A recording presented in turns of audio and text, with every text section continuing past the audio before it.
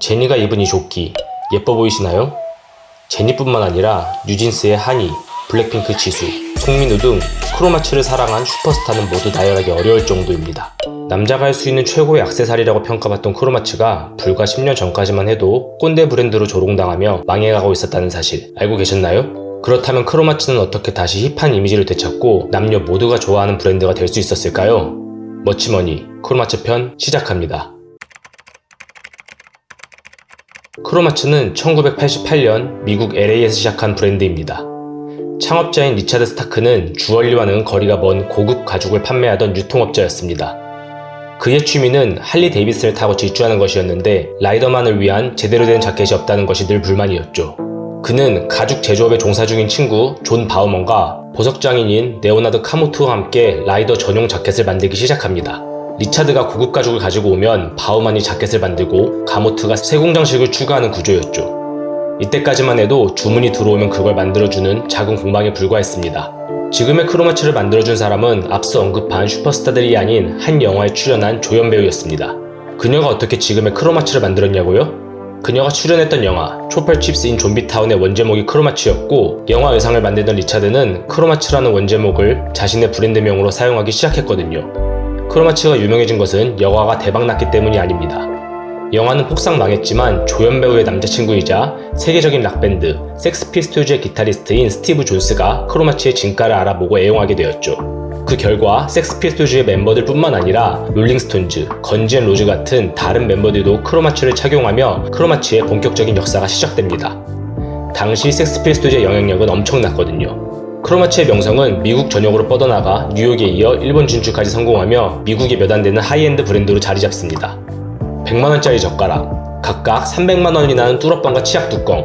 크로마츠를 사랑하는 사람들은 반지를 통해 브랜드의 입문에 다양한 패션 아이템으로 넘어가지만 사실 크로마츠는 액세서리뿐만 아니라 재미있는 오브제들도 많이 만들고 있습니다. 그렇다면 크로마츠는 도대체 왜 이런 것들을 만들까요? 크로마츠는 상업적인 브랜드가 아니기 때문입니다.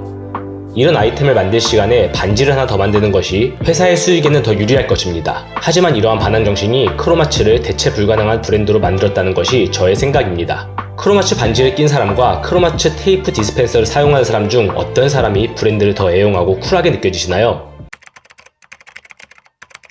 그렇다면 크로마츠는 왜 비싼 걸까요?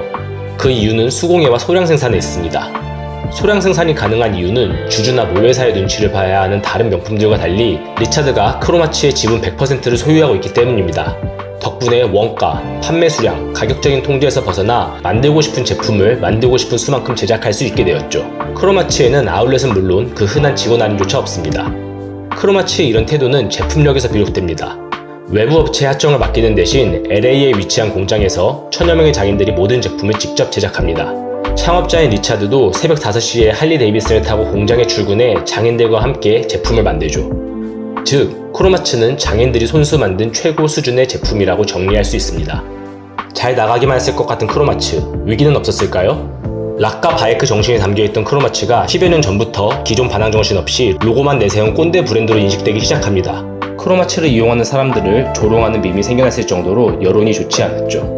하지만 크로마츠는 당시 무명이던 매티 보이를 크리에이티브 디렉터로 영입하며 위기를 기회로 만듭니다. 기존 무겁고 한정적이었던 브랜드 이미지에 유쾌한 아트워크와 컬러풀한 디자인, 경쾌한 타이포그래피로 다양성을 추가하며 크로마츠는 제2의 전성기를 맞게 되죠. 덕분에 크로마츠는 올드한 이미지에서 완전히 탈피할 수 있었습니다. 뉴진스와 블랙핑크 같은 국내의 여성 아이돌까지 크로마츠를 애용할 정도죠. 하지만 크로마츠는 트렌드를 쫓기만 하는 브랜드는 아닙니다. 크로마츠는 액세서리뿐만 아니라 가구, 안경, 큐브 등 실험적인 오브제 역시 꾸준히 제작하고 있습니다. 가격은 여전히 사악하지만 모든 제품이 출시되자마자 빠르게 완판되고 있죠.